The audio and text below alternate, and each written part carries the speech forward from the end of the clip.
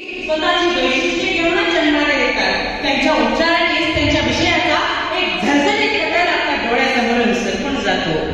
यावरून तुम्हाला समजलंच असेल की माझ्या भाषणाचा विषय काय आहे। माझ्या भाषणाचा विषय आहे आदरणीय शिक्षक मंत्री नाथाजीराव हलगेकर।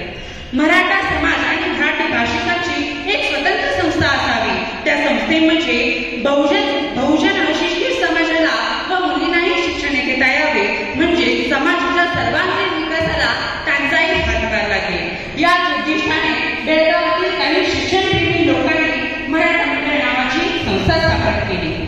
पण सुरुवातीच्या काळामध्ये ही संस्था फक्त काही शाळांपर्यंतच मर्यादित होती।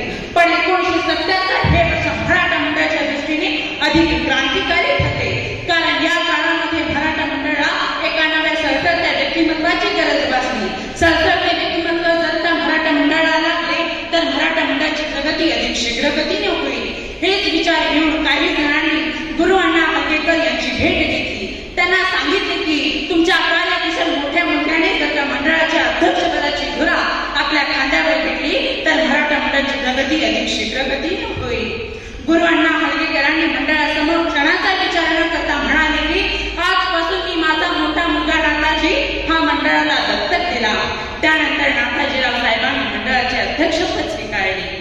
इवलेसे रोप लाविले दारी, इवलेसे रोप लाविले दारी, तयाचा वेलू केला गगनावरी। या काव्यपंक्तीप्रमाणे मराठा मंडळ रूपी